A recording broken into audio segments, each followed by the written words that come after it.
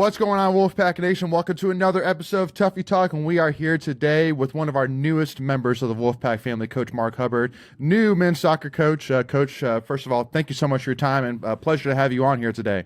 Yeah, nice to meet you, Layden, and ecstatic to be here, and really enjoyed my welcoming to state and Raleigh area, and looking forward to a great run here. Yeah, no, absolutely, and obviously, we were talking a little bit beforehand about, the transition and everything going on. So, have you been to Raleigh before? Is this your first time to the Raleigh area? Flown through it, driven through it, but haven't no sort of extended stay. So, I've been taking it all in and coming during the weeks to get ingrained with the team and the school. And then on weekends, I'm heading back up to New Hampshire to manage being a dad and a husband. I understand. Well, first of all, again, glad to have you here, first of all, and obviously excited about, what you've been able to do specifically during your time at New Hampshire and, what you could potentially do at NC State. And, talking first of all about, your success in New Hampshire and how you've actually faced a lot of ACC opponents a couple of times, actually. Even last year, faced Syracuse in the NCAA tournament, beat them 3-0, and then lost to the number 9 Clemson, who ended up winning the national championship, but only won 1-0. So, I mean, would you say that there's a little bit of, what's your kind of overall reaction to now facing a full ACC schedule? It's the pinnacle of the sport. So it's exactly what you want. You want to be in a scenario where, you're competing against the best in the country, and that's what's ultimately going to push you to be the best version of yourself. And that's always been the goal of mine. And so happy to be here and now do it on a weekly basis. Yeah. Well, and it's obvious too that, I mean, whatever you're doing, Coach, I'm not a huge soccer guy for sure, but, love watching it, love supporting it. And, yeah, but I think that obviously you're doing something right with the fact that, I mean, even at New Hampshire, you took over a program that, had a losing record and then took it over and went 7-0-2 in your first 9 games, and then went on to have a winning record at New Hampshire, and then went on to win 4 conference championships, 7 straight NCAA tournament appearances. How confident are you, in terms of what you can bring to this NC State men's soccer program? I think has been missing, that little bit of that excitement, that juice in the program. Mm-hmm. I've been a head coach for 20 years, or even now. You lose track of these numbers as you get older. I know I have 5 kids and 2 dogs. Wow. But being able to kind of take the model of what we've done at Southern New Hampshire University and University of New Hampshire and bring it down here is really exciting. And, from a system scenario of how we play and how we go about our business, we really started hitting the ground running with the guys and reprogramming them in certain ways, setting the standards and those expectations and holding them to it both on and off the field. And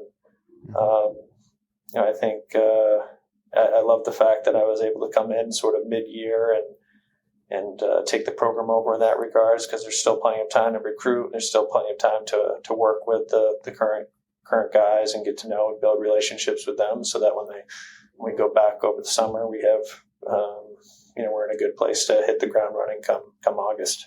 Yeah. Well, and we had one of our followers wanted to submitted this question to ask you, but, being that most of all your background is in New Hampshire, I mean, you're Durham, New Hampshire, born and raised, and then, obviously coached at Southern New Hampshire and then University of New Hampshire. Why come to NC State? Like, why Raleigh? I'm a family person, so I wasn't going to make the move and uproot the family for anything or just because. I think targeting sort of the Mid-Atlantic and North Carolina area is something my family has always talked about, especially my wife and I. So the area itself is very conducive to raising a family and good schools and plenty of areas to live. In New Hampshire, we're about 20 minutes from beaches, Mm-hmm. and an hour north of Boston, and an hour and a half south of the White Mountains. So kind of was with living in a central area that kind of touched base on all those things. But now you have all those kind of right here in Raleigh, and you can pop up to the beach if you want. You can pop over to the mountains if you want. And, from a family perspective, it's going to be, it'll take a little time to get ingrained and meet as many people as possible. But that's one of the main reasons. And obviously just it was time for me professionally to move on and challenge myself in this environment. And it's a natural progression. And I think it's a place where you can compete for national championships every single year. It's everywhere around us in the department. There's a lot of unbelievable coaches and experts in their fields, and a lot of supporting positions. And that's going to push me to be a better coach and leader. And all those coupled together, makes NC State just a great place. And when I came down here to visit a couple different times during the process, I was just really thrown. It wasn't thrown off, but it was like everyone's just so nice and so supportive, and the passion for sports and athletics across all sports is amazing. I've been to my first wrestling match ever since I've been here. Nice. And that was just an unbelievable event, really. So I think that stuff will ooze into my ability to be motivated and to bring this program back to where it was in the early 90s, and to be consistently in the top 25 and pushing for ACC championships every year. Love it. Yeah, thanks. That's an awesome answer. And, I do want to kind of ask, so have you met a handful of the coaches at NC State already? I've met a few, specifically the ones that are kind of in the building and the WB where we work. Yeah. So, but trying to get around, it's just been 15-hour days here, and go back and sleep, get back up in the morning and get in here and get to work. So it's been trying to touch base with alumni every once in a while that you can, try and get out to local youth stuff to make those connections. Still building my staff here as well, recruiting, getting the team in a good spot, and then of course all the other personal stuff that comes along with the move. Before we continue, I want to take a quick second to tell you about our sponsor, Flightlands Jessup Insurance Group, that has your whole world covered, with agents in 5 offices throughout Eastern North Carolina to help you decide how much coverage you need. Offering policies for home and auto, recreational vehicles, commercial, crop, health, life, and employee benefits. They are able to combine options to find a comprehensive solution that works for you. Flightlands Jessup protects the things you love so you can spend less time worrying and more time enjoying them. Find them on Facebook and Instagram at Flightlands Jessup. You can also visit their webpage at www.flightlandsjessup.com. So please make sure to go and check them out. Yeah. And so I want to kind of ask as well, since I'm a little bit newer to kind of the behind the scenes stuff with soccer, one of the things that is very clear, that at least with men's soccer for sure, following NC State for a bit, is that there's definitely a lot of, I guess, honing in on recruitment, and even internationally as well, finding recruits there as well. So how does it kind of work with the recruiting angle in terms of, like, is there a balance between looking, in the United States versus internationally? Like, kind of walk me through the general process from a recruiting angle, if you don't mind. Sure. I mean, it is the world's game. So, and the professional setup here in the U.S. is getting stronger. So that's filtering down into the youth levels and how we're developing players. And then that also ultimately feeds into our national team and how successful they are on the world stage.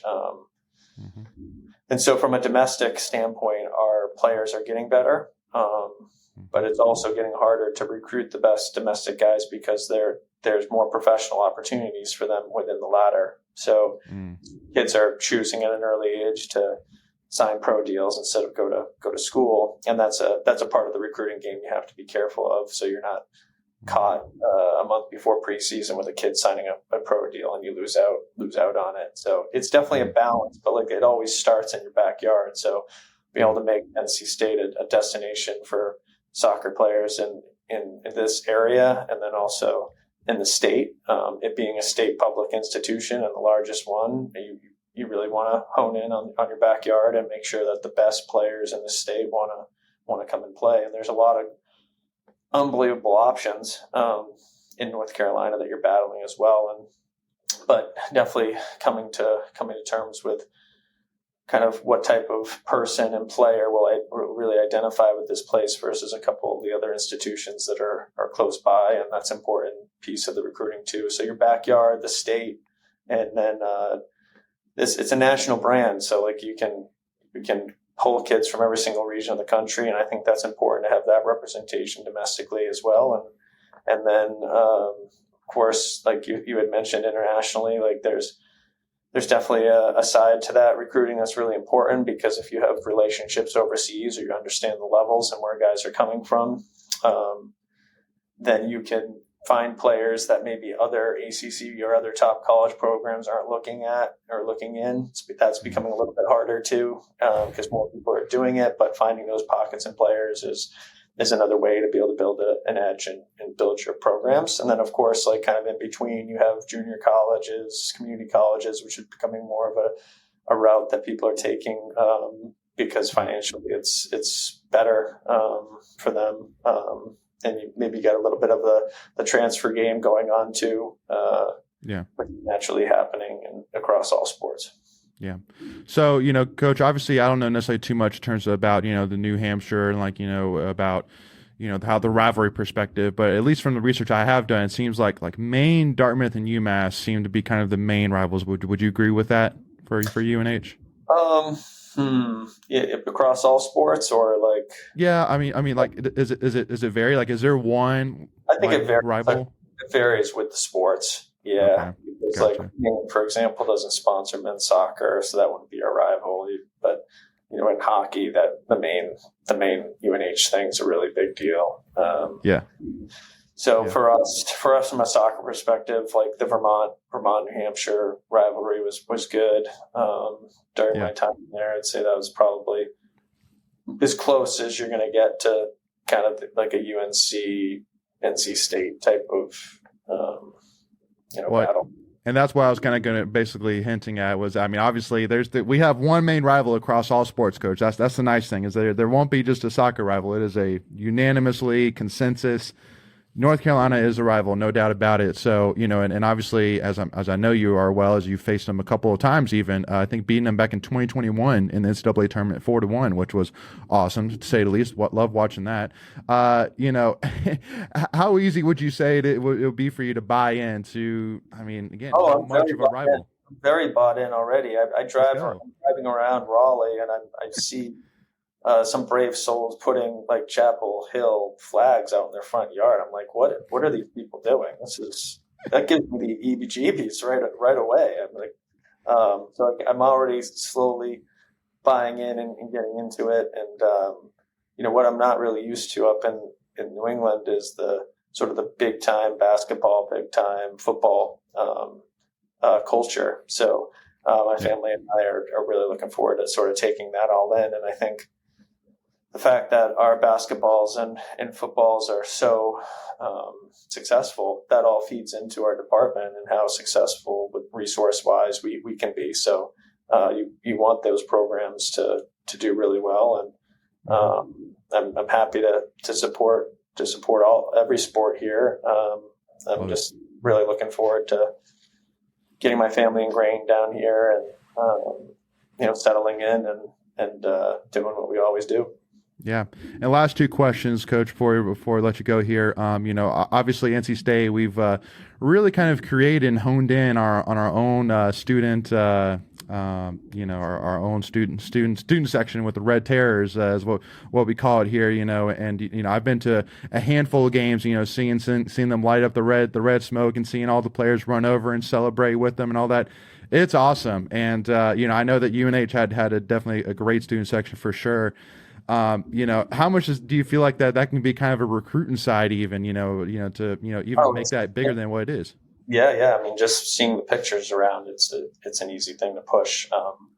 Even given where the program's been at recently, like the support from the students has still been really good. Up at UNH, it was something we really had to grow organically, and a bulk of our participation in the stands was from like local youth families and that we cultivated through camps and activities we were doing off the field. But the student section was just something that, over the course of time, you're trying to break a little bit of old habits with what they're choosing to do and where they go.